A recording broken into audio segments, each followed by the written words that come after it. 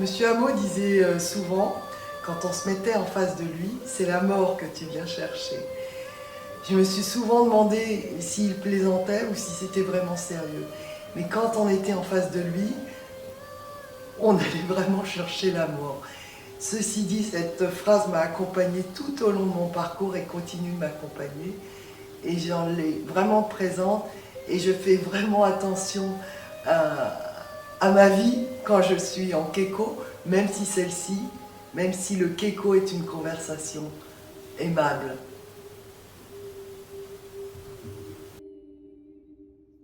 Je suis Odile Pruvot, je suis pratiquante de kendo, 6e dan, et je suis inscrite dans un club qui s'appelle le Budo 11 à Paris.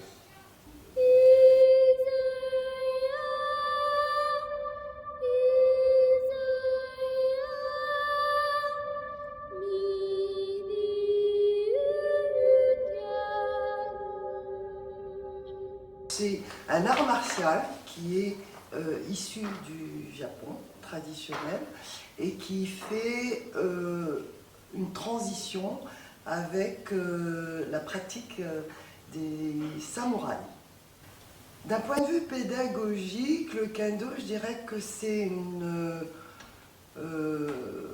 grande matière qui aide à se structurer, à se discipliner et à former et l'esprit et le corps pour avancer à la fois dans la vie, mais c'est aussi une pratique martiale qui fait appel en fait à un certain nombre de qualités, de capacités physiques liées à des capacités quand même mentales, puisque pour pratiquer une activité et pour mettre en mouvement son corps, ce qui est très bien, c'est d'allier à la fois et le physique et le mental.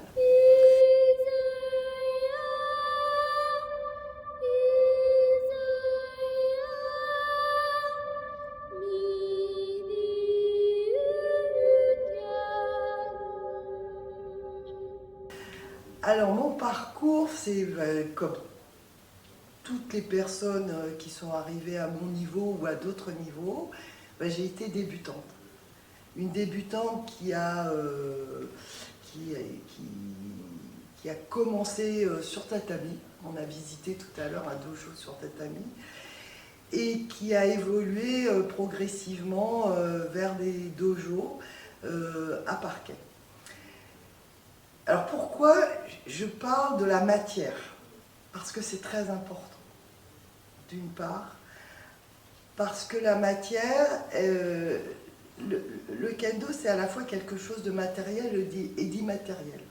On a parlé de spiritualité, mais à un moment donné, il faut qu'on soit aussi en réalité avec le monde qui nous entoure.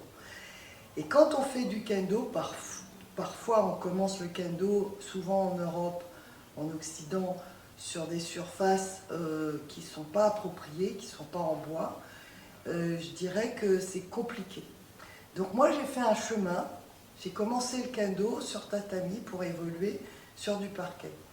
Et cette transition entre les différentes matières qui pourraient dire ah ben oui, pourquoi elle nous parle de matière et du sol, c'est parce qu'en fait on est toujours en contact, les pieds sont toujours en contact avec le sol et on pratique pieds nus. Et au départ, ça m'a un peu intriguée parce que ça m'a fait penser un petit peu à un livre que j'aime beaucoup qui s'appelle Le Banquet de Platon. Et dans le banquet de Platon, Ménexène arrive au banquet avec les sandales à la main et les pieds nus. Et c'est une image qui est restée pour moi du débutant et d'arriver dans un lieu sans connaissance, nu de toute connaissance, pour parvenir à la connaissance. Donc c'est un peu ça le chemin de kendo. Donc là, on se rapproche un peu de la spiritualité et du côté un peu mystérieux du kendo. Donc j'ai commencé dans un petit club parisien et au fur et à mesure de mon évolution, je suis arrivée dans un club qui aujourd'hui s'appelle le Judo. Et j'ai progressé assez rapidement, puisqu'en 10 ans, j'ai passé mon premier dan, mon deuxième dan, mon troisième dan, mon quatrième dan et mon cinquième dan, tout en ayant 3 enfants. C'était un peu une performance, et ça s'est passé à un moment de ma vie physiologique, c'est-à-dire entre 30 ans et 40 ans, là où, en fait, l'être humain peut déployer, en fait, à la fois toute sa puissance physique et son intellect, et mettre en action tous les éléments cognitifs de compréhension pour parvenir à des techniques qui sont assez, on pourrait dire, un peu bizarroïdes, parce que frapper sur un casque, ou frapper sur une mouffe, ou sur un flanc, c'est assez particulier dans une société actuelle où on prône la bienveillance, la douceur, aller vers l'autre, la non-agressivité. Et puis en fait, on s'aperçoit, quand on pratique au fur et à mesure de l'expérience, quand on est Kyusha ou quand on est 6e dan, en fait, que le geste est le même, mais l'intention qu'on y met n'est pas la même, parce que la force ou la compréhension qu'on va utiliser pour délivrer une frappe a évolué en fonction de tout ce qui nous a nourris pendant tout ce parcours.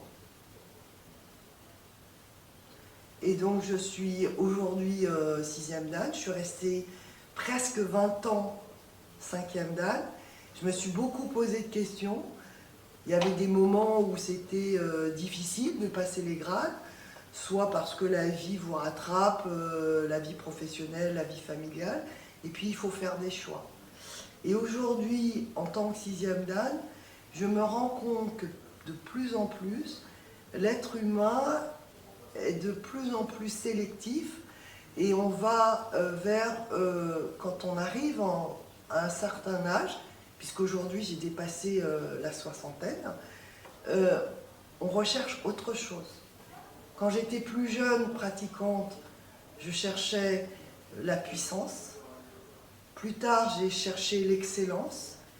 Et aujourd'hui, je voudrais allier à la fois la puissance, l'excellence, et y mettre de l'élégance. Parce que, en tant que femme, c'est très important d'être modélisant et exemplaire pour pouvoir embarquer d'autres femmes vers la voie du kendo.